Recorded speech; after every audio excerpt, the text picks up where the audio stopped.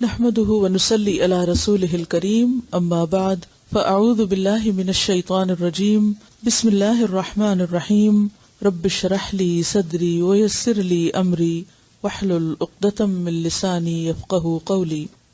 ایک دفعہ درود شریف پڑھ لیجیے.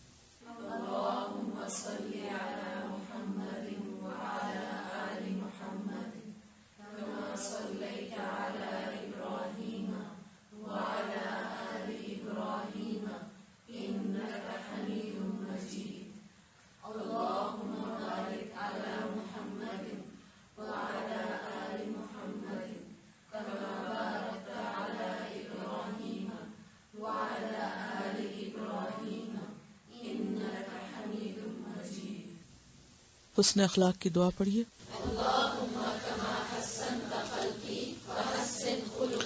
دوسری دعا بھی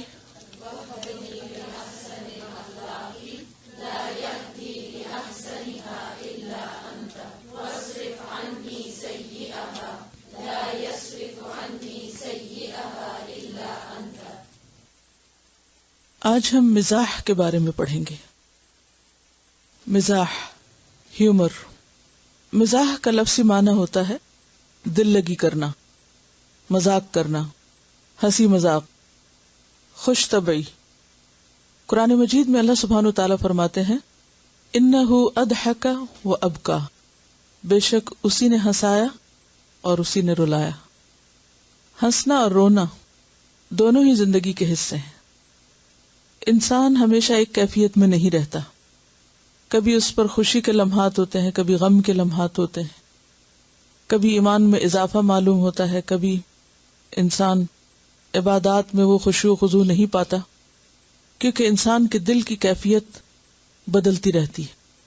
ان بدلتی کیفیات میں انسان کے لیے لازم ہے کہ وہ اللہ کی طرف پلٹتا رہے. خوشی ہو یا غم ہو، ہر حال میں اللہ کی طرف رجوع کرے اور کسی بھی چیز میں حد سے نہ بڑھے. افراط اور تفریط یعنی زیادتی اور کمی دونوں ہی ناپسندیدہ ہیں.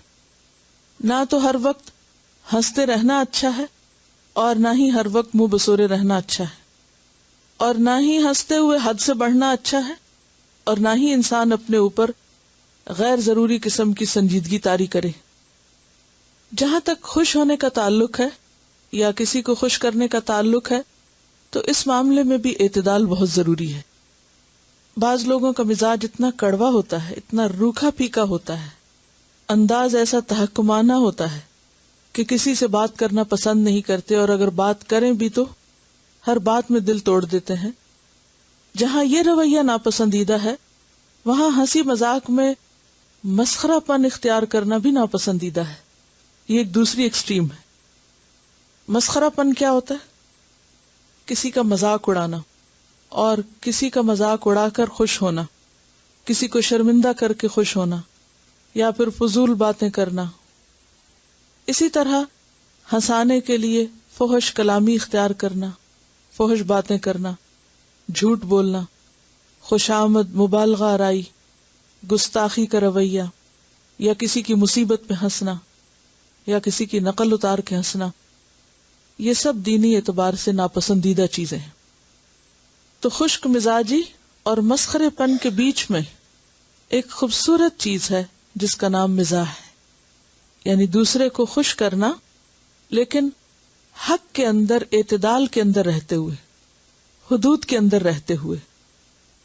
یہ صلاحیت یا یہ ایبلٹی ایک بہت ہی پسندیدہ صلاحیت ہے. اس بات کی صلاحیت اور قابلیت اور مزاج میں شگفتگی کا ہونا ایک بہت ہی پسندیدہ چیز ہے، قابل تعریف چیز ہے. یہ بھی عبادت ہے کہ انسان اپنے جیسچر سے، اپنے الفاظ سے، اپنی بات سے دوسرے کا دل خوش کر دے. حضرت ابو ہریرہ کی روایت ہے، ایک شخص نے کہا یا رسول اللہ صلی اللہ علیہ وسلم ای العمل افضل، اے اللہ کے رسول صلی اللہ علیہ وسلم کون سا عمل سب سے اچھا ہے، افضل ہے؟ قال، فرمایا ان تدخل علی اخیک المؤمن سرورا، یہ کہ تم داخل کرو اپنے مومن بھائی پر خوشی کو، یعنی اس کا دل خوش کر دو. یعنی اپنے مسلمان بھائی کو خوش کرنا ایک بہترین نیکی، یا دوسرے الفاظ میں کہیے کسی کا دل خوش کرنا افضل عمل ہے۔ او تقضی عنہ دینا، یا تم اس کا قرض ادا کر دو، او تطعمہ خبزا، یا اس کو کھانا کھلا دو، یہ تمام اچھے کام ہیں۔ اور ان میں سے جس کا ذکر سب سے پہلے کیا گیا وہ کیا ہے؟ کسی کا دل خوش کرنا۔ کسی کا دل خوش کرنے کے لیے انسان الفاظ سے بھی کام لیتا ہے اور مختلف رویوں سے بھی، یا انداز سے بھی، یا طریقوں سے، لیکن اس میں عام طور پر یہ دیکھا گیا ہے کہ انسان کا جو ماحول ہے، یا اس کا جو بیک گراؤنڈ ہے، یا اس کے جغرافیائی حالات، یا اس کا کلچر، یا اس کی تعلیم، مزاج، یہ تمام چیزیں کاؤنٹ کرتی ہیں، یہ تمام فیکٹرز ہوتے ہیں۔ آپ نے دیکھا ہوگا کہ بعض چیزیں ایک ملک میں ہنسی مذاق کا ذریعہ ہوتی ہیں اور دوسرے ملک میں وہ معیوب سمجھی جاتی ہیں۔ ایک بات ایک کلچر میں دوسروں کو خوش کرنے کا ذریعہ ہوتی ہے، اور وہی بات دوسرے کلچر میں دوسروں کو اوفینڈ کرنے کا ذریعہ بن جاتی ہے، ناراض کرنے کا ذریعہ ہو جاتی ہے۔ تو اس لیے انسان جس ماحول میں ہو، جن لوگوں کے بیچ میں ہو، جو ان کا مقام، مرتبہ اور درجہ ہو، اس کے مطابق ہی ان کے ساتھ معاملہ کرے۔ یعنی کسی کو خوش کرنے کے لیے جہاں ایک طرف حق سے، سچ سے، دین کی حدود سے آگے نکلنے کی اجازت نہیں، وہاں دوسری طرف انسان کے ماحول کی رعایت بھی بہت ضروری ہے۔ مثلاً اگر ایک شخص کو انگریزی نہیں آتی اور آپ اس سے انگریزی بول کے اس پہ ہنس رہے ہیں کہ اس کو سمجھ ہی نہیں آئی کہ آپ نے اس سے کیا کہا ہے، یا کسی کو فول کر رہے ہیں، یا کسی کی تحقیر کر رہے ہیں، یا کسی کو ٹانٹ کر رہے ہیں، اور آپ ہنس رہے ہیں اور دوسروں کو بھی ہنسا رہے ہیں، تو یہ کوئی پسندیدہ چیز نہ ہوگی۔ پھر اسی طرح ہم دیکھتے ہیں کہ مزاح میں، بات چیت میں جو چیزیں جائز ہو سکتی ہیں وہ یہ کہ مثلاً انسان کوئی ایسا لفظ بولے جس کے دو معنی نکلتے ہوں، یعنی ذو معنی لفظ، ایک اس کا معنی سنجیدہ ہو اور دوسرا اس کا معنی ایسا بھی ہو کہ جس سے دوسرے کو خوش کیا جا سکتا ہو، اور اس کے بولنے میں کوئی جھوٹ بھی نہ ہو اور کوئی غلط بیانی بھی نہ ہو۔ پھر اسی طرح جیسے عام طور پر ہم لطیفوں کا سہارا لیتے ہیں، تو ایسے لطیفے جن میں کوئی جھوٹی بات نہ ہو یا کوئی مبالغہ آرائی نہ ہو، تو اس کی بھی اجازت ہے۔ پھر اسی طرح بعض اوقات لوگ ریشل جوکس، جیسے کسی خاص کلچر کی، مثلا چائنیز کی کوئی بات کرنا، یا سردار جی کی بات کرنا، یا کسی اور بیک گراؤنڈ یا کسی خاص رنگ، نسل یا قوم کی بات کر کے اس پر ہنسنا یا دوسروں کو ہنسانا، یہ بہرحال اسلام میں پسندیدہ نہیں ہے اور اس کی اجازت نہیں ہے۔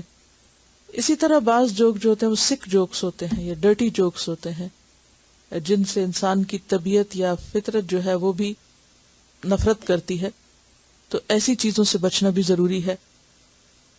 پھر اسی طرح بعض اوقات بعض حرکتیں لوگوں کو ہنسا دیتی ہیں، بعض سین ایسے ہوتے ہیں یا کریٹ ہو جاتے ہیں کہ جو انسان کے ہنسنے کا ذریعہ بن جاتے ہیں، تو ایسے میں بھی انسان کو احتیاط کرنی چاہیے کہ کوئی ایسی چیز نہ ہو کہ جس سے دوسرے کا دل دکھے، یا انسان کسی کی مصیبت پہ خوش ہو، یا کسی کو کسی ایسے نام سے پکار کر یا منہ بنا کے یا شکل بگاڑ کے یا ایسی طریقے سے ہنسانے کی کوشش کرے کہ جس سے خیر کی بجائے شر آئے۔ یعنی کوئی بھی چیز جس سے انسان دوسرے کو خوش کرے لیکن اس کے نتیجے میں دوسرے کے لیے تکلیف یا اذیت نہ ہو، تو ایسی دل لگی یا خوش طبعی تو پسندیدہ ہے، لیکن کوئی بھی ایسی چیز کہ جس کے ذریعے دوسرا ناراض ہو یا دوسرے کو اذیت ہو، خواہ وہ بظاہر دیکھنے میں ایک بے ضرر سی بات نظر آتی ہو، اس سے بچنا چاہیے، کیونکہ بعض مزاج بعض باتوں کو پسند نہیں کرتے۔ بعض لوگ سلی باتیں کر کے دوسرے کو ہنسانے کی کوشش کرتے ہیں، حماقت کی باتوں سے دوسرے کو یا کم درجے کی باتیں کر کے دوسرے کو ہنسانے یا خوش کرنے کی کوشش کرتے ہیں۔ تو اس میں اس بات کا بھی خیال رکھنا چاہیے کہ آپ جس کو ہنسا رہے ہیں یا جس کو خوش کر رہے ہیں، کیا واقعی وہ اس خاص قسم کے طریقے سے خوش ہوتا بھی ہے یا نہیں، یا وہ چیز اس کے مزاج پر ناگوار تو نہیں۔ تو اگرچہ مزاح جائز ہے، لیکن کانٹیکسٹ میں، موقع محل کی مناسبت سے اور حقیقت پر مبنی۔ تو آئیے دیکھتے ہیں کہ ہمارا دین ہمیں اس بارے میں کیا رہنمائی دیتا ہے۔ قال اللہ تعالی یا ایھا الذین آمنوا اتقوا اللہ وقولوا قولا سدیدا.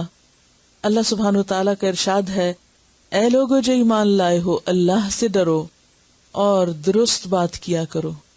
قولا سدیدا، ٹھیک بات. سدید کا لفظ سین دال دال سے ہے. سدد یسدد تسدید. سدد الرمح کہتے ہیں تیر کو ٹھیک نشانے کے رخ پر سیدھا کرنا. تیر کو ٹھیک نشانے کے رخ پہ سیدھا کرنا. ذرا امیجن کریں، آپ نے کبھی تیر نہیں چلایا اس لیے امیجن نہیں کر سکتے. مثلاً اگر آپ نے کسی کی طرف کوئی چیز پھینکنی ہو، کسی کو کچھ پکڑانا ہو، وہ شخص دور ہو، آپ وہاں تک پہنچ نہیں سکتے. مثلاً ایک شخص نہر کے اس کنارے کھڑا اور آپ دوسرے پہ کھڑے، تو اب کیا ہے، ضرورت ہے آپ کو پھینکنے کی. تو اب کس طرح آپ پھینکیں گے؟ نشانہ لگا کے نا، پورے اینگل کو دیکھ کر کے واقعی یہ چیز اسی کو پہنچے. اور اگر اس کو نہ پہنچے، وہ نہر میں ہی گر جائے تو کیا ہوا؟ یہ نشانہ خطا ہوا، سدید نہیں ہے نشانہ. بالکل جیسے پیپر کے ایروپلینز بنا کے تو آپ اس کو خاص نشانے پہ ڈال کے اس کو پھینکتے ہیں، اور بعض اوقات وہ نشانے پر عین جا لگتا ہے اور بعض اوقات نشانہ خطا ہو جاتا ہے. تو سدید کیا ہوتا ہے؟ جو ٹھیک نشانے پر لگے وہیں لگے جہاں اس کو لگنا چاہیے. تو پھر قولاً سدیدہ کون سی بات ہوگی؟ جو بالکل درست، جس مقصد اور جس نیت سے کی جائے اور جس کے لیے کی جائے اور جس کانٹیکس میں کی جائے اور جس طرح اس کو ہونا چاہیے وہ ویسی ہی ہو. تو یہ ہوتی ہے قولاً سدیدہ، درست بات، ٹھیک بات، دل کو لگتی بات جسے کہتے ہیں نا عام طور پر، یعنی نشانے پہ لگتی بات یا دل کو لگتی بات، اور بالکل مستقیم، جس میں کوئی ٹیڑھا پن نہ ہو، کوئی کجی نہ ہو، کوئی انحراف نہ ہو، غلط بیانی نہ ہو، اور غلط مقصد نہ ہو، غلط نیت نہ ہو، غلط موقع نہ ہو. موقع مناسبت بھی درست ہو، کیونکہ ماحول کو دیکھ کر بات کرنا بھی بہت ضروری ہوتا ہے. مثلا اگر کچھ لوگ کسی ایسی مجلس میں بیٹھے ہوئے ہیں جہاں کوئی کسی کی تعزیت کر رہا ہے اور ایک شخص داخل ہو کر وہاں کوئی جوک سنانا شروع کر دے، تو خواہ وہ کتنی ہی سچی بات کیوں نہ ہو، وہ اس موقع کی مناسبت سے درست نہیں، قولاً سدیدن نہیں. تو قولاً سدیدن میں ہر طرح کی بات آتی ہے، خواہ وہ خوشی سے کی جائے، خواہ وہ غم میں کی جائے، خواہ وہ غصے میں کی جائے، خواہ وہ مذاق میں کی جائے، لیکن وہ کیسی بات ہو؟ درست، اپروپریٹ، یعنی ہر پہلو کے اعتبار سے بالکل نشانے پہ لگتی ہوئی، جتنی ہونی چاہیے. کیونکہ یہ جو نشانے والی بات ہے نا، یہ بہت ہی اہم بات ہے اگر آپ اس پر غور کریں. کیونکہ مثلاً اگر آپ کسی کی طرف کوئی چیز پھینک رہے اور اس نے ہاتھ آگے کیے اور آپ اس کی آنکھ پہ دے مارتے ہیں تو کیا ہوگا نتیجہ؟ قولاً سدیدہ نہ ہوا. آپ آدھے رستے میں پھینک دیتے ہیں وہ بھی ٹھیک نہیں، آپ اس کو پار پھینک دیتے ہیں وہ بھی ٹھیک نہیں، آپ دائیں پھینک دیتے ہیں وہ بھی ٹھیک نہیں، آپ بائیں پھینک دیتے ہیں وہ بھی ٹھیک نہیں. تو ٹھیک کیا ہے؟ جس جگہ آپ کو پھینکنا چاہیے یا پہنچانا چاہیے وہ وہیں پہنچے. اور جہاں تک مزاح کا تعلق ہے تو اس کے لیے بھی قرآن مجید میں آتا ہے وَقُولُوا لِلنَّاسِ حُسْنًا، اور کہو لوگوں سے بھلی بات. اور بھلی بات میں اچھی بات، ایسی بات، خوبصورت بات کہ جس سے دوسرے کا دل خوش ہو جائے.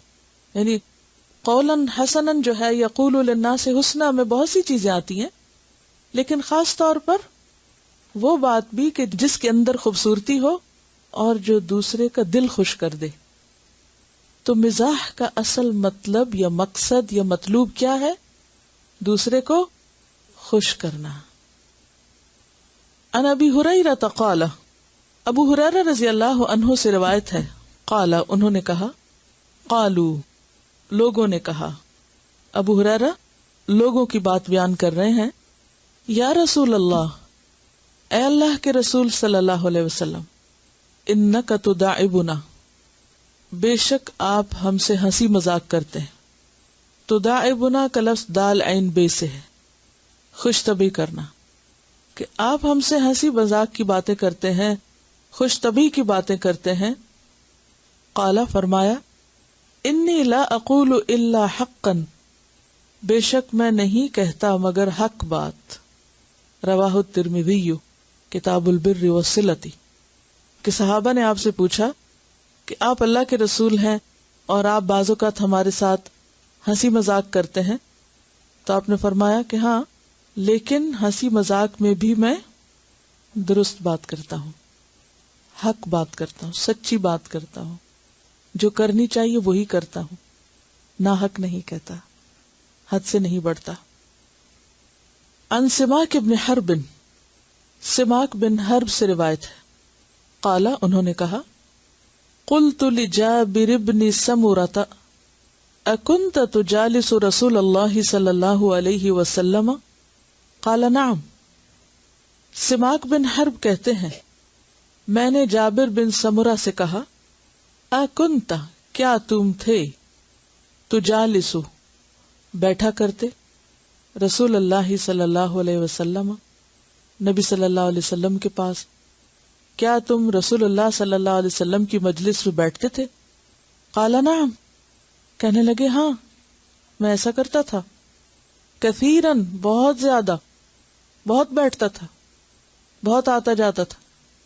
کان لا یقوم، تھے آپ نہ کھڑے ہوتے، من مصلاہ، اپنے مصلا سے.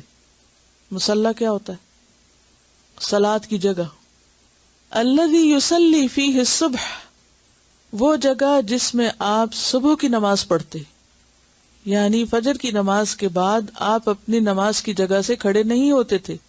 حتی تطلع الشمس، یہاں تک کہ سورج طلوع ہو جاتا. فاذا طلعت، پھر جب طلوع ہو جاتا، قام تو کھڑے ہو جاتے. وکانوا یتحدثون، اور تھے وہ باتیں کیا کرتے. تحدث یتحدث، بات چیت کرنا، حدیث سے. فیأخذون، پھر وہ لیتے یعنی باتیں کرتے، فی امر الجاہلیت، جاہلیت کے دور کے کاموں میں سے، یعنی دور جاہلیت میں جو کچھ وہ کیا کرتے تھے تو اس دور کی باتیں کیا کرتے، ان کاموں کا ذکر کرتے. فیضحکون، پھر وہ ہنستے تھے. ویتبسم صلی اللہ علیہ وسلم، اور نبی صلی اللہ علیہ وسلم مسکرا دیا کرتے تھے. صحابہ ہنستے تھے اور آپ مسکراتے تھے.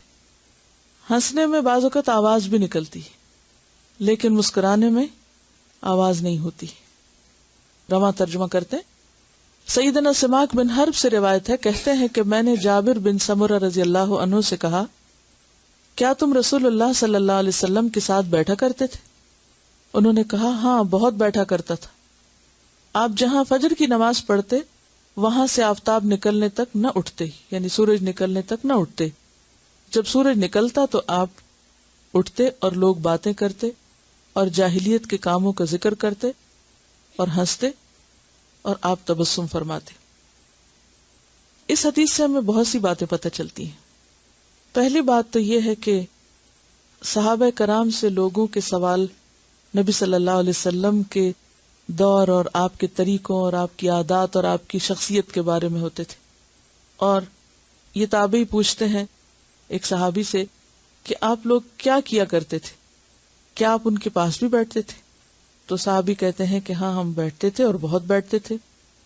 کان لا یقوم من مصلاہ، آپ اپنی جائے نماز سے نہیں اٹھتے تھے جہاں آپ صبح کی نماز پڑھتے، حتی تطلع الشمس.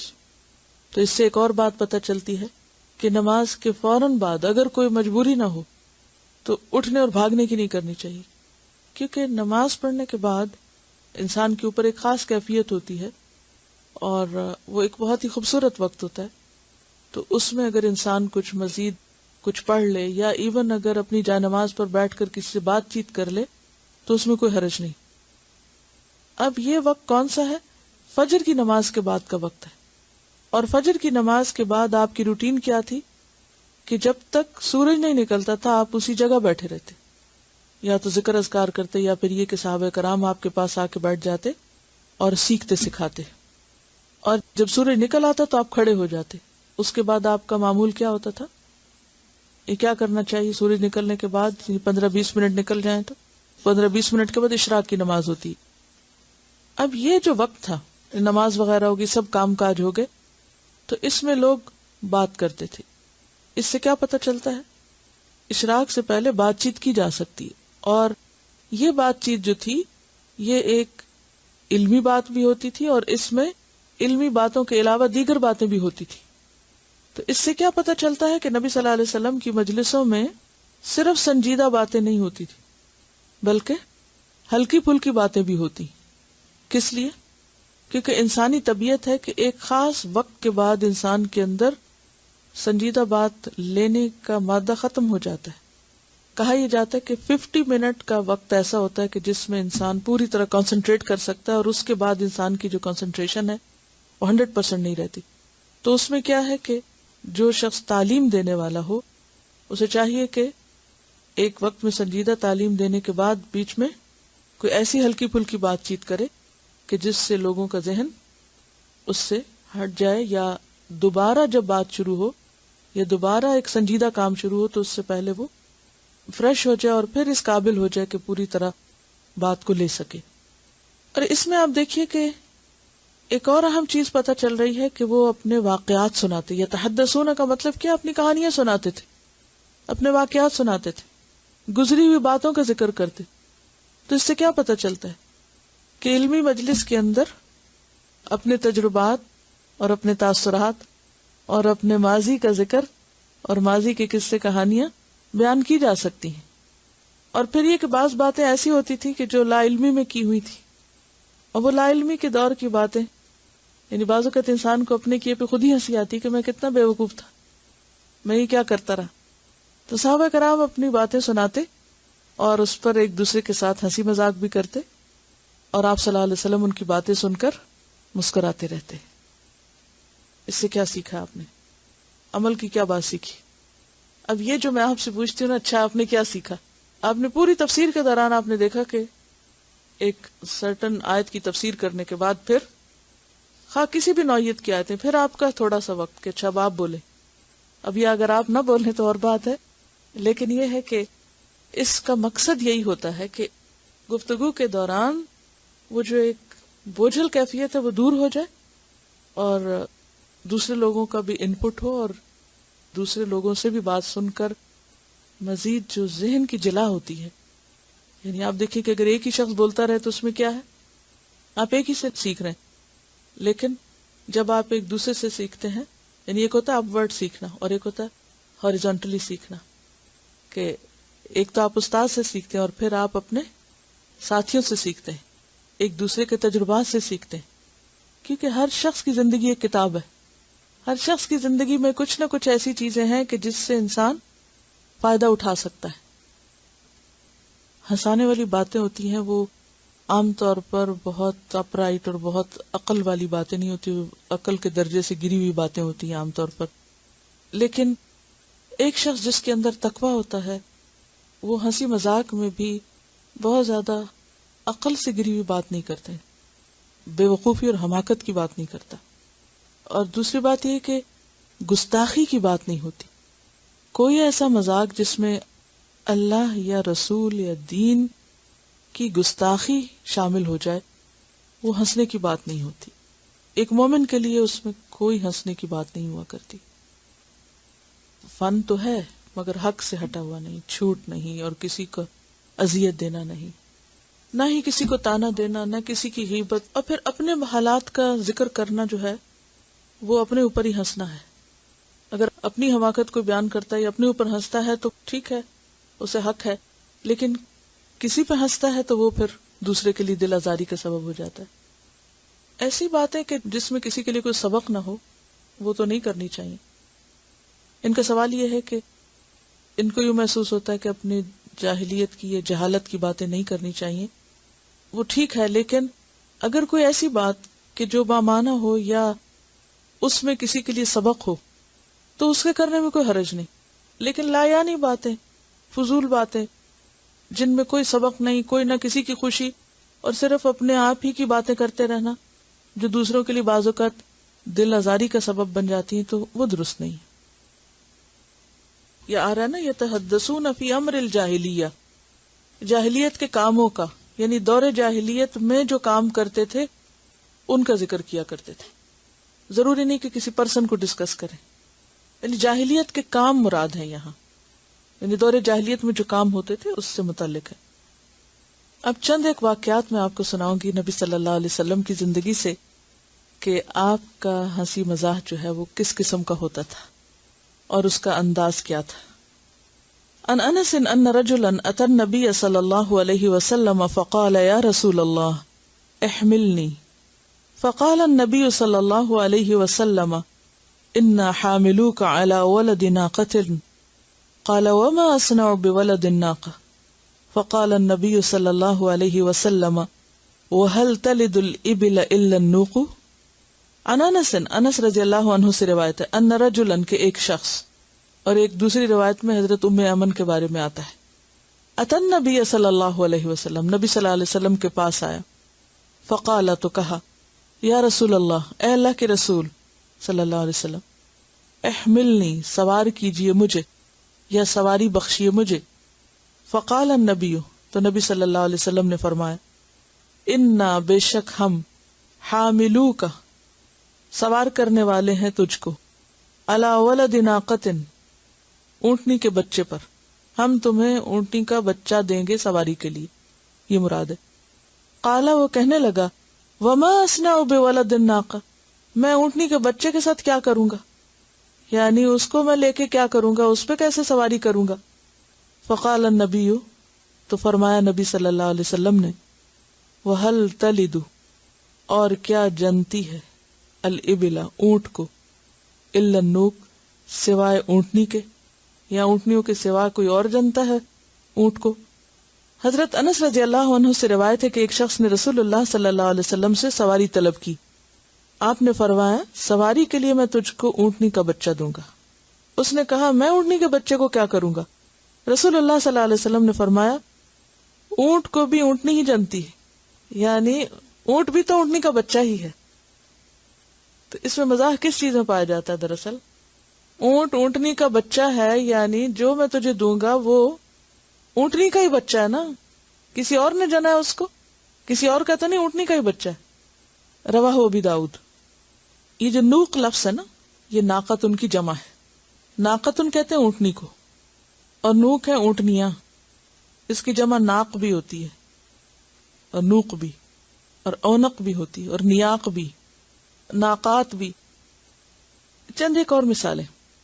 ایک مرتبہ نبی صلی اللہ علیہ وسلم نے ایک لکڑی حضرت عائشہ کی طرف پھینکی، جیسے ابھی بات ہو رہی تھی نا، کوئی چیز کسی کی طرف پھینکنا تو ایسے پھینک سکتے ہیں، وہ آپ کے پاؤں پہ جا لگی۔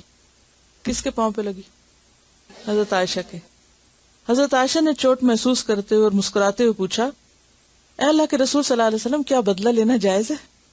آپ صلی اللہ علیہ وسلم نے سمجھ لیا کہ وہ کیا چاہتی ہیں، فرمایا ہاں بدلہ لینا تو جائز ہے، مگر اتفاقی حادثے پہ نہیں۔ اس کے بعد رسول اللہ صلی اللہ علیہ وسلم اور ام المومنین کافی دیر تک مسکراتے رہے۔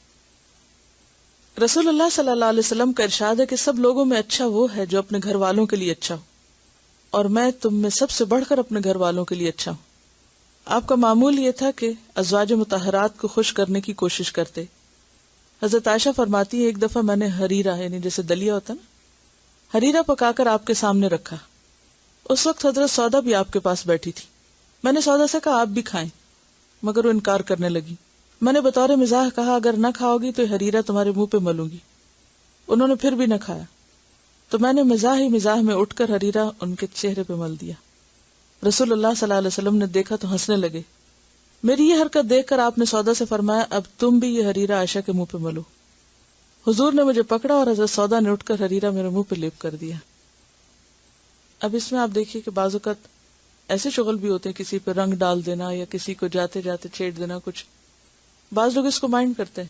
اگر آپ دیکھیں کہ کوئی ایسا شخص ہے کہ جو ناپسند کرتا ہے تو پھر اس کے ساتھ ایسا نہیں کرنا چاہیے، لیکن ازواج مطہرات کے دلوں میں وسعت تھی، اور ایک سوکن جو ہے وہ دوسرے سوکن کے ساتھ ایسے کر رہی ہیں، اور پھر جواب بھی ہو رہا ہے اور سب ہنس رہے ہیں اور کہیں بھی کوئی ناراضگی کی بات نہیں۔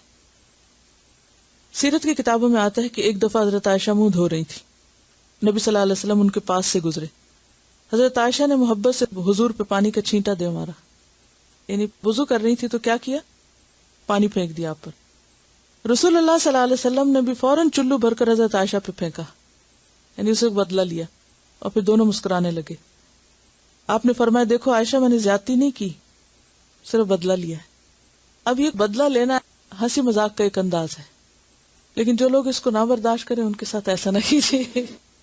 اور اگر -12 ہو باہر، لیکن برف تو ایک دوسرے پہ پھینک سکتے ہیں نا، سنو بال سے پھینک سکتے ہیں.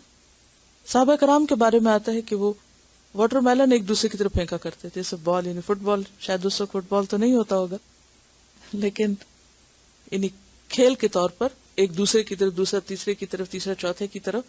تو یہ بھی ان کا ایک انٹرٹینمنٹ کا انداز تھا، ایک طریقہ تھا. یہ چھوٹی چھوٹی مثالیں اور یہ واقعات یہ بتاتے ہیں کہ جو کچھ آپ صلی اللہ علیہ وسلم کی موجودگی میں ہوا یا آپ کے گھر میں ہوا وہ شرعی طور پر جائز ہے، اس میں حرج نہیں ہے. ایک اور روایت میں آتا ہے کہ ایک دن آپ صلی اللہ علیہ وسلم غسل فرما رہے تھے. جب باہر نکلے اور جسم گیلا تھا تو حضرت عائشہ نے جو کا آٹا آپ کے جسم پہ مل دیا اور پھر ہنسنا شروع ہو گئی. آپ نے پوچھا کہ یہ کیا ہے؟ کہنے لگی آپ نے خود ہی تو فرمایا تھا کہ جو کا آٹا ملنے سے جسم صاف ہو جاتا ہے. تو یہ سن کر آپ مسکرانے لگے اور جا کے جسم پھر دھو لیا. اگلی حدیث عن عوف بن مالک الاشجعی قال اتيت رسول الله صلى الله عليه وسلم في غزوة تبوك وهو في قبة من ادم. عن عوف بن مالک، عوف بن مالک سے روایت ہے اور ان کی نسبت الاشجعی ہے. قال کہا اتیت رسول اللہ، میں آیا رسول اللہ صلی اللہ علیہ وسلم کے پاس فی غزوۃ تبوک، غزوہ تبوک کے موقع پر. وہو فی قبۃ، اور آپ ایک خیمے میں تھے. قبہ عام طور پہ کس کو کہتے ہیں؟ گنبد کو. قبۃ الاسلام بصرہ کے لیے بولا جاتا تھا. بصرہ کا شہر سب نے سن رکھا ہوگا، کہاں پر ہے؟ عراق میں. وہو فی قبۃ، آپ صلی اللہ علیہ وسلم خیمے میں تھے. من ادم، چمڑے کے. آپ چمڑے کے خیمے میں تھے. فسلمت، تو میں نے سلام کیا. کس کو؟ نبی صلی اللہ علیہ وسلم کو. فرد، تو آپ نے لوٹایا کیا؟ سلام. وقال، اور فرمایا ادخل، اندر آ جاؤ. فقلت، تو میں نے کہا اکلی، کیا میں سارے کا سارا اندر آ جاؤں؟ یا رسول اللہ صلی اللہ علیہ وسلم، اے اللہ کے رسول صلی اللہ علیہ وسلم. قال، فرمایا کلک، سارے کے سارے، پورے کے پورے. فدخلت، تو میں داخل ہو گیا. رواہ ابی داؤد کتاب الادب. سیدنا عوف بن مالک الاشجعی سے روایت ہے کہ میں غزوہ تبوک میں رسول اللہ صلی اللہ علیہ وسلم کے پاس آیا. آپ چمڑے کے خیمے میں تھے. میں نے سلام کہا. آپ صلی اللہ علیہ وسلم نے جواب دیا اور فرمایا اندر آ جاؤ. اصل میں وہ خیمہ بہت چھوٹا تھا، یعنی بہت چھوٹا سا تھا، ظاہر سفر میں تھے. تو میں نے کہا کہ کیا میں پورے کا پورا آ جاؤں؟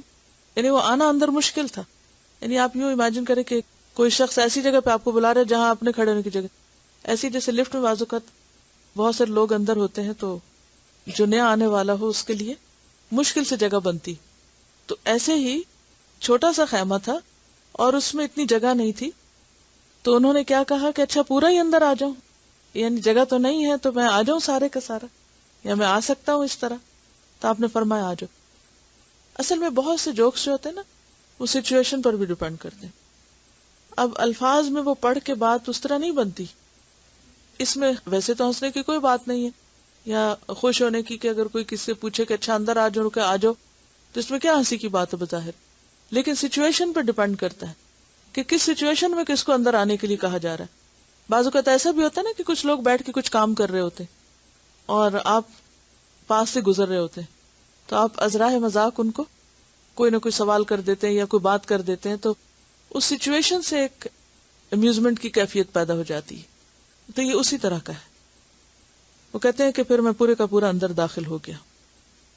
یہ کتاب ہے الادب المفرد اور یہ امام بخاری نے لکھی ہے، اور الحمدللہ اس کتاب کو ناصر الدین البانی نے اس کی تخریج کی ہے، لہٰذا اس میں جو صحیح احادیث ہیں وہ انہوں نے الگ کر دی ہیں اور ادب المفرد کی جو ضعیف احادیث ہیں وہ بھی انہوں نے الگ کر دی ہیں. تو اس میں آپ کے مزاح کے بارے میں بہت خوبصورت کچھ واقعات موجود ہیں. ان انس بن مالک، حضرت انس بن مالک سے روایت ہے، قال کہتے ہیں ان کان النبی صلی اللہ علیہ وسلم لیخالطنا حتی یقول لأخ لی صغیر یا ابا عمیر ما فعل النغیر۔ انس بن مالک کہتے ہیں کہ نبی صلی اللہ علیہ وسلم ہم سے مل جل کر رہتے تھے، یہاں تک کہ میرے چھوٹے بھائی کو کہا، اے ابو عمیر تمہارے نغیر کا کیا ہوا؟ نغیر کہتے چھوٹی چڑیا کو، انہوں نے ایک چھوٹا سا پرندہ پالا ہوا تھا، تو آپ نے بچے کے ساتھ اس کی خوش کرنے والی بات یا اس کو جس چیز سے دلچسپی تھی اس کا پوچھ کر اس کا دل خوش کیا۔ تو اس سے یہ پتہ چلتا ہے کہ آپ صلی اللہ علیہ وسلم کی شگفتہ مزاجی صرف بڑوں کے ساتھ ہی نہیں ہوتی تھی بلکہ بچوں کے ساتھ بھی وہ مزاح کیا کرتے تھے۔ عام طور پر لوگ بچوں کو اگنور کر دیتے ہیں، یعنی ان کی طرف پوری طرح توجہ نہیں دیتے، یا وہ جس چیز میں دلچسپی لیتے ہیں اس سے ان کو دلچسپی نہیں ہوتی۔ تو کسی کے لیے بھی خوش کن بات کیا ہو سکتی ہے؟ اس کی دلچسپی کی بات کرنا۔ تو مزاح جو ہے وہ کچھ خاص الفاظ بولنے کا نام نہیں ہوتا، یا کچھ خاص حرکتیں کرنے کا نام نہیں ہوتا، یا کچھ خاص چیزیں پڑھنے اور سنانے کا نام نہیں ہوتا۔ مزاح دراصل ایک ایسی ابیلٹی ہوتی ہے، ایک ایسی صلاحیت ہوتی ہے کہ جس سے انسان موقع کی مناسبت سے حالات کے مطابق دوسرے کو خوش کرنے کا سامان ڈھونڈ لیتا ہے، کوئی ذریعہ پیدا کر لیتا ہے۔ یہ صلاحیت کہاں سے پھوٹتی، کہاں سے آتی؟ کہیں سے سیکھی جاتی ہے، انسان کے اپنے اندر ہوتی، اور اس کا تعلق انسان کی ذہانت سے بھی ہوتا ہے، موقع شناسی سے بھی ہوتا ہے۔ لیکن اگر انسان کی نیت اور ارادہ یہ ہو کہ اس کو دوسرے کا دل خوش کرنا ہے، کیونکہ کسی کا دل خوش کرنا ایک بہترین نیکی ہے، تو پھر انسان کوئی نہ کوئی ایسا بہانہ ڈھونڈ لیتا ہے۔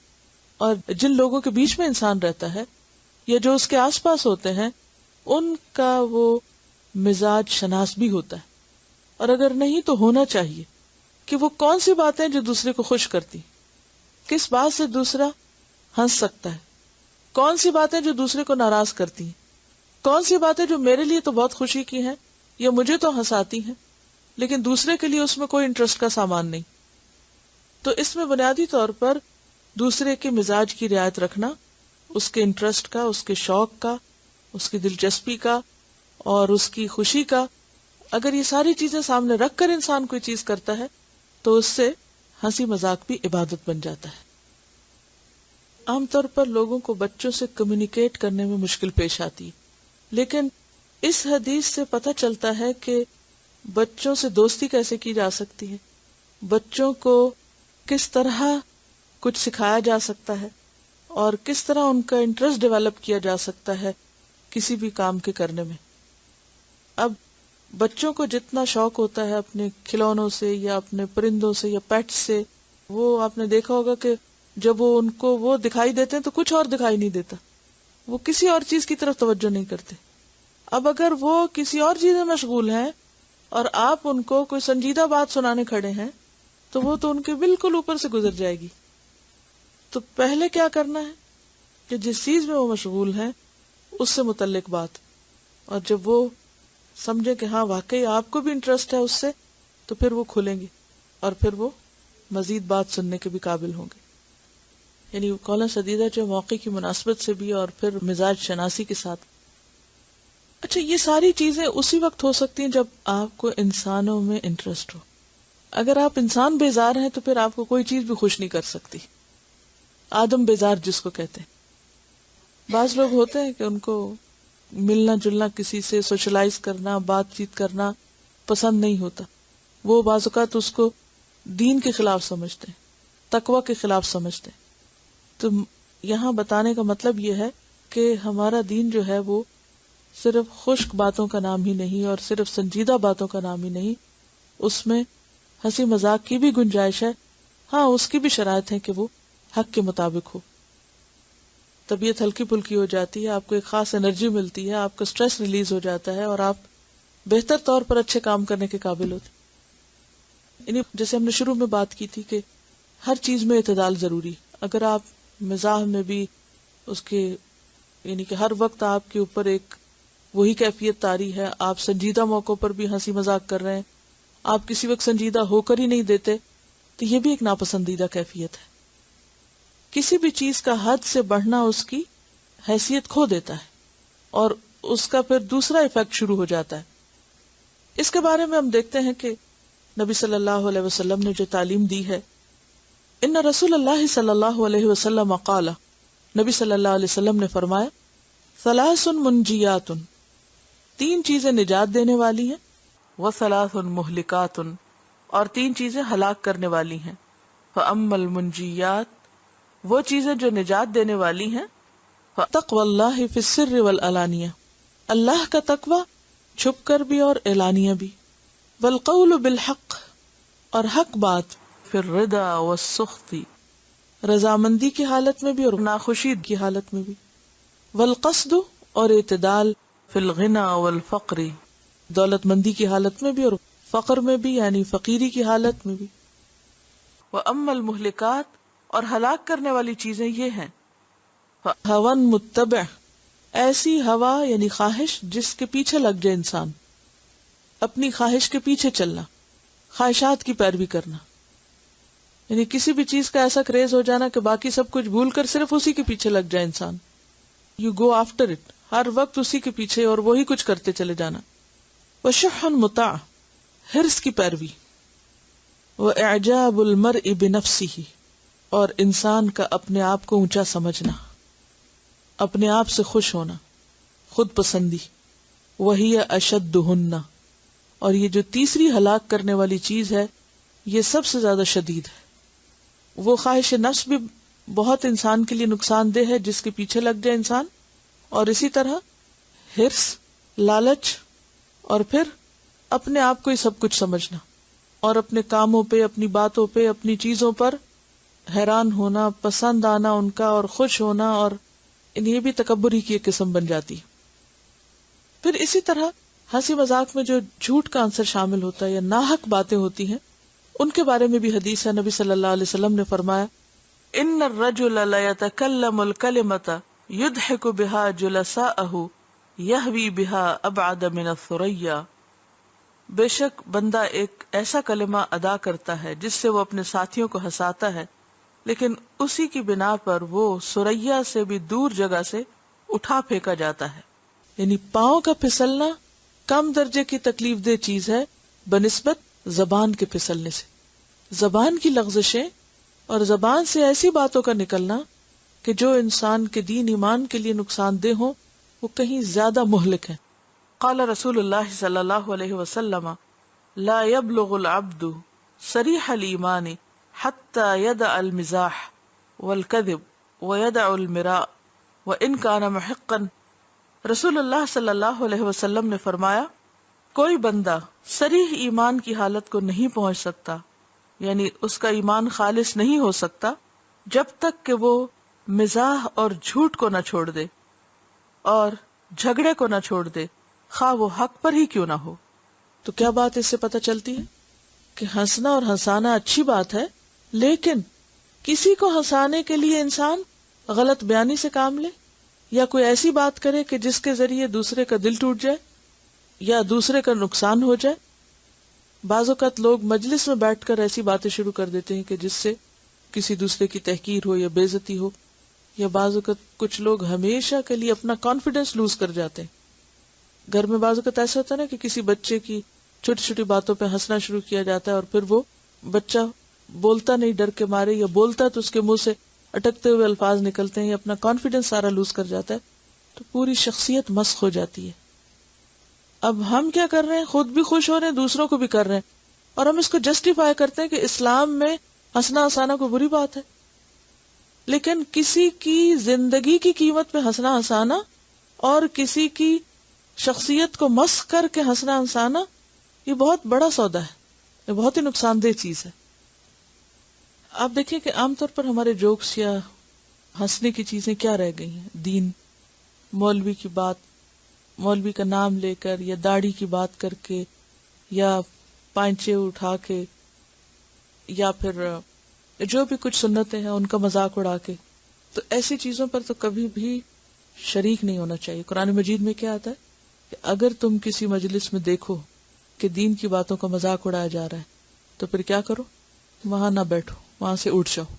ہاں اگر وہ کسی اور بات میں مشغول ہوں تو پھر ان کا ساتھ دو.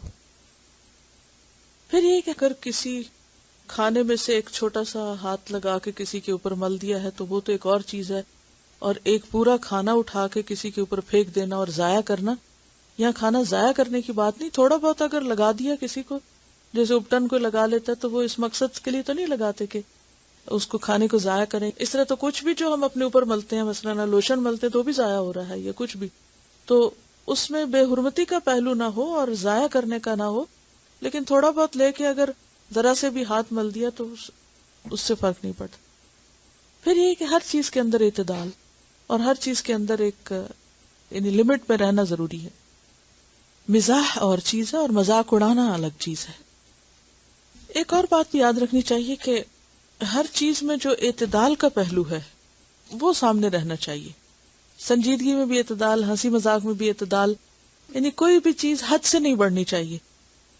مثلا حد سے زیادہ ہنسنا جو ہے اسے ناپسندیدہ قرار دیا گیا.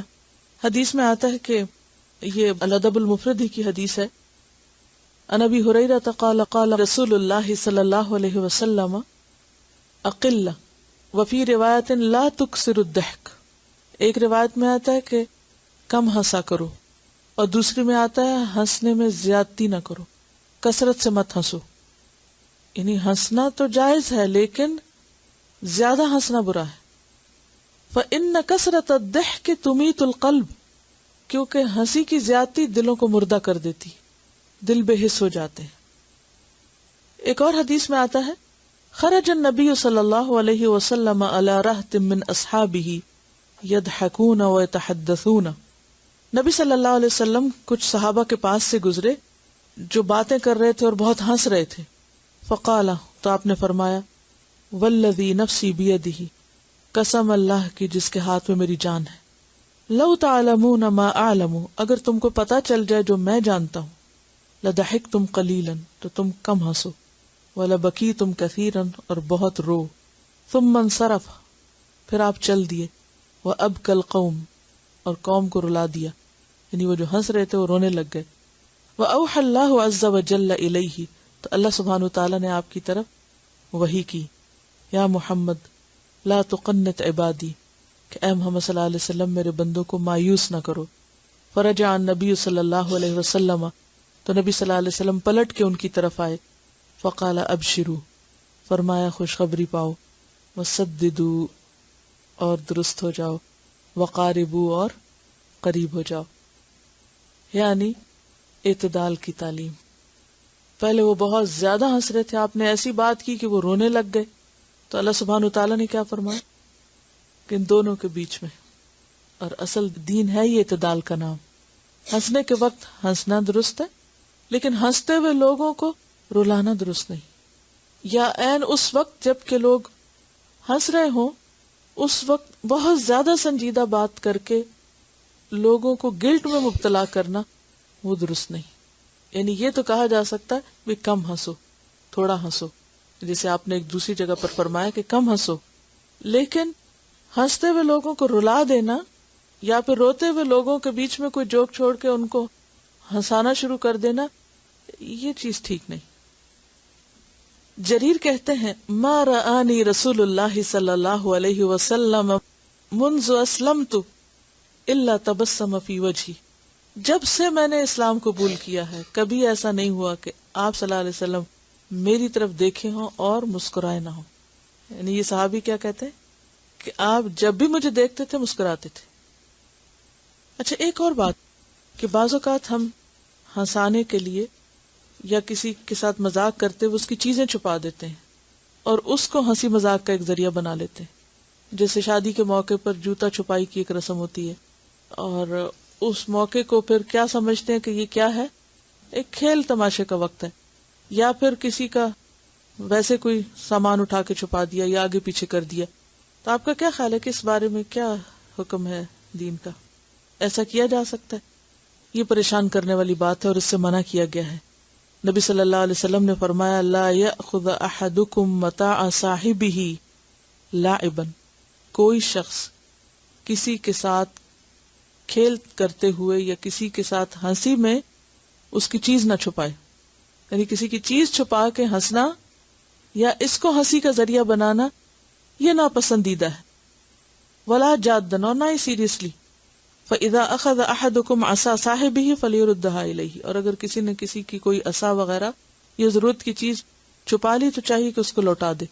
بعض اوقات ایسا ہوتا ہے نا کہ جیسے کوئی شخص گھر سے نکلنے لگا اور دوسرے نے کیا کیا، اس کا جوتا چھپا دی. اب وہ حسب عادت پہنچا اپنی جگہ پر اور دیکھتا کہ جوتا نہیں. اب وہ کوئی پوچھے بھی جوتا کہاں، وہ میں تو مذاق کر رہی تھی، میں نے چھپا رہا، میں مذاق کر رہی تھی. بعض اوقات کیا ہوتا ہے ہم دوسروں کو تنگ کر کے ستا کے مزہ لیتے ہیں اور پھر اس میں کیا عذر پیش کرتے ہیں، میں تو صرف ہنس رہی تھی. لو اتنا تھوڑا دل، اتنی سی ہنسی بھی برداشت نہیں، پھر الٹا تانا دے کے اور اس کو خوار کرنا. ان حرکتوں سے بھی گریز کرنا چاہیے. یعنی کوئی ایسی ہنسی کہ جس میں دوسرے کی اذیت کا سامان ہو، اس سے بچنا چاہیے. اور یہ میں نے آپ کو کتاب میں سے صحیح الادب المفرد سے سنائی ہے، یعنی حدیث بھی صحیح ہے. یہ بات درست ہے، رونا بھی چاہیے. یعنی جس طرح ہنسنا اچھا ہے، اسی طرح مختلف مواقع پہ رونا بھی بہت اچھا ہے، وہ بھی ضروری ہے. لیکن موقع کی مناسبت سے ہی بات ہونی چاہیے. اس میں تبلیغ کی ایک بہت زبردست حکمت پتہ چلتی ہے، اور وہ کیا ہے کہ جب لوگ ایک خاص بات میں، ایک خاص سبجیکٹ میں، ایک خاص چیز میں مشغول ہوں تو ان کو اچانک کوئی ایسی بات نہ کہو کہ وہ شوق میں چلے جائیں یا اسے قبول نہ کریں یا پھر وہ دین سے نفرت کرنے لگے. ہمارے ایسے رویے بعض اوقات لوگوں کو پٹ آف کر دیتے ہیں. اب اگر ایک شخص رو رہا ہے تو آپ اس کو زبردستی ہنسانا شروع کر دیں، یا کوئی شخص غصے میں ہے اور آپ اس کا مذاق اڑانا شروع کر دیں، یہ چیزیں درست نہیں ہیں. دوسرے کی رعایت کرنا اور دوسرے کی نفسیات کو سمجھنا اور دوسرے کے حالات کو سامنے رکھتے ہوئے معاملہ کرنا، یہ بہت ضروری ہے. یہ بتا رہی ہیں کہ کچھ بچیاں، جو کچھ لوگ ہنس رہے تھے آپس میں، اور پیچھے سے کسی نے ان کو کہا کہ کیا تم لوگوں کو جنت کی بشارت مل گئی جو اتنا ہنس رہے. یعنی ہنستے ہوئے لوگوں کو تانا دے کے اور ان کو سنپ کرنا اور ان کو چپ کرانا اور دینداری کے نام پہ یہ کرنا، یہ انتہائی ناپسندیدہ چیز ہے. آپ کو وہ واقعات یاد ہوں گے جس میں آتا ہے کہ ایک عورت نے آپ صلی اللہ علیہ وسلم سے سوال کیا کیا میں جنت میں جاؤں گی، تو آپ نے فرمایا کہ بوڑھی عورتیں جنت میں نہیں جائیں گی. ایک اور روایت میں آتا ہے کہ ایک نابینا شخص آیا اور اس نے کہا کہ کیا نابینا لوگ جنت میں جائیں گے، تو آپ نے فرمایا نابینا لوگ جنت میں نہیں جائیں گے. تو پریشان ہو گئے تو آپ نے فرمایا کہ نابینا بینا ہو کر جائیں گے، یعنی جنت میں کوئی نابینا نہیں ہوگا. اچھا، یہ کتاب ہے رسول اللہ صلی اللہ علیہ وسلم کی مسکراہٹیں. اس میں بہت سے واقعات آپ کو ملیں گے. ایک موقع پہ صحابہ بیٹھے ہوئے تھے تو ایک شخص نے کہا کہ اللہ کے رسول صلی اللہ علیہ وسلم، میں سفر پر گیا ہوا تھا اور میرے بت نے مجھے بہت فائدہ دیا، بت نے مجھے بہت فائدہ دیا. اب یہ بات جو تھی وہ ایک ایسی بات ہے کہ جس میں بت تو فائدہ نہیں دیتے، اور آپ کی تو ساری تعلیم یہی تھی. تو کہنے لگے اصل بات یہ ہے کہ جب میں سفر میں تھا تو مجھے بہت بھوک لگی، تو میرے پاس ستو تھا تو میں نے ستو کا بت بنایا اور پھر اس کو توڑ کے کھا لیا، تو اس نے مجھے بہت فائدہ دیا. تو اس میں حقیقت میں کیا ہے کہ بت کی توہین ہے بیسیکلی، کہ اس کو میں نے کھا لیا اور وہ اپنے آپ کو بچا نہیں سکا. ایک اور واقعہ بھی ہے کہ ایک مرتبہ ایک عورت رسول اللہ صلی اللہ علیہ وسلم کی خدمت میں حاضر ہوئی اور اپنے شوہر کا کچھ ذکر کرنے لگی کہ میرا شوہر ایسا ہے ایسا ہے. تو آپ نے فرمایا اچھا تیرا شوہر وہی ہے نا جس کی آنکھ میں سفیدی. تو وہ آپ کے مذاق کو نہیں سمجھ سکی، تو کہنے لگی نہیں اللہ کے رسول صلی اللہ علیہ وسلم، میرے شوہر کی آنکھیں تو بالکل بے داغ ہیں. تو اس کو یہ یاد نہیں رہا کہ ہر شخص کی آنکھ میں سفیدی ہوتی ہے. ایک دفعہ آپ صلی اللہ علیہ وسلم نے ایک شخص سے پوچھا تمہارے ماموں کی بہن تمہاری کیا لگتی ہے؟ تو وہ سوچ میں پڑ گئے. تو اللہ کے رسول صلی اللہ علیہ وسلم مسکرا کے کہا کہ تمہیں اپنی ماں بھول گئی ہے، وہی تو تیرے ماموں کی بہن ہے. اور یہ جو گٹلیاں پھینکنے والا واقعہ ہے، ایک دن رسول اللہ صلی اللہ علیہ وسلم اپنے ساتھیوں کے ساتھ تشریف فرما تھے کہ کسی نے کچھ کھجوریں تحفے میں بھیجی. نبی صلی اللہ علیہ وسلم نے حکم دیا کہ کھاؤ، خود بھی کھانے لگے. حضرت علی بھی تھے جو ان میں سب سے کم عمر تھے. نبی صلی اللہ علیہ وسلم نے کھجوریں کھا کر گٹلیاں حضرت علی کے سامنے رکھنا شروع کر دی. صحابہ کرام نے دیکھا تو انہوں نے بھی ایسے ہی کیا، ہر چیز میں آپ کو فالو کرتے تھے. جب کھانے سے فارغ ہو گئے تو آپ نے فرمایا بتاؤ سب سے زیادہ کھجوریں کس نے کھائی ہیں؟ صحابہ نے کہا اللہ کے رسول جس کے آگے سب سے زیادہ گٹلیاں ہیں. تو حضرت علی فوراً بولے جنہوں نے گٹلیاں تک نہیں چھوڑی وہ سب سے زیادہ کھا گئے. اس پر سب صحابہ ہنس پڑے. حضرت انس صلی اللہ علیہ وسلم کے خادم تھے اور بہت توجہ سے آپ کی بات سنا کرتے تھے، یعنی بہت دھیان دیتے تھے. تو آپ بعض اوقات ان کو دو کانوں والے کہہ کے پکارتے تھے. اب بات یہ ہے کہ اس میں تو کوئی جھوٹی بات نہیں، ہر شخص سے دو کان ہیں. انیس کہہ کے بھی پکارتے تھے. ایک موقع پر آپ صلی اللہ علیہ وسلم نے فرمایا کہ آگ سے بچو خواہ کھجور کا آدھا ٹکڑا ہی کیوں نہ ہو, اور اگر وہ نہ ہو تو اچھی بات کر کے, یعنی کسی کا دل خوش کر کے.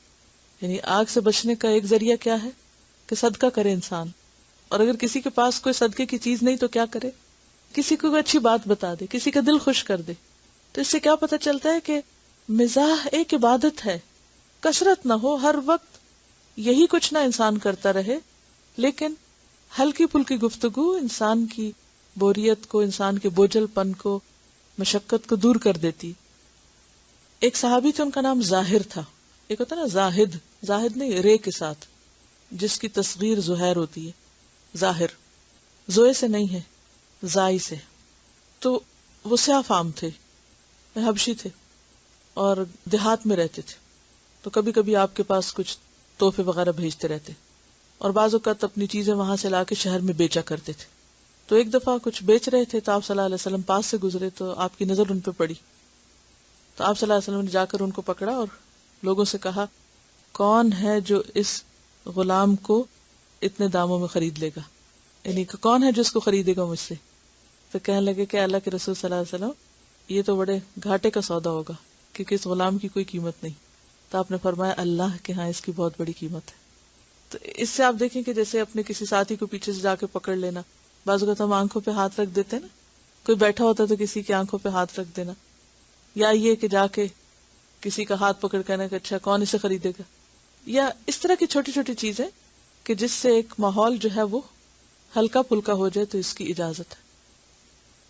پھر آخر میں یہی کہوں گی کہ مزاح پسندیدہ ہے, اچھا ہے, لیکن حد کے اندر, اور بہت زیادہ بے فائدہ باتیں کرنا اللہ کو ناپسند ہے. ان اللہ کرہ لکم, اللہ تعالیٰ کو ناپسند ہے کیا, ٹیل و کال, بے فائدہ باتیں, یعنی بہت زیادہ بے مقصد باتیں نہیں کرنی چاہیے. اور ایک آخری چیز یہ کہ کبھی بھی ہنساتے ہوئے کسی کا مذاق نہ اڑائے, نہ کسی کے بولنے کا, اور نہ کسی کی شکل کا, اور نہ کسی کی چال کا, اور نہ کسی کے کام کا. یعنی کسی کی نقل اتار کر دوسروں کو ہنسانا سب سے ناپسندیدہ قسم ہے ہنسانے کی. اور اس میں نبی صلی اللہ علیہ وسلم نے فرمایا کہ خواہ مجھے اتنی اور اتنی دولت بھی مل جائے تو بھی میں کبھی کسی کی نقل نہ اتاروں گا, کہ بڑی سے بڑی قیمت بھی ملے تو نقل نہیں اتاروں گا. تو نقل نہیں اتارنی چاہیے کسی کی. وآخر دعوانا ان الحمد للہ رب العالمین. سبحانک اللہم وبحمدک نشہد ان لا الہ الا انت نستغفرک ونتوب الیک. السلام علیکم ورحمۃ اللہ وبرکاتہ.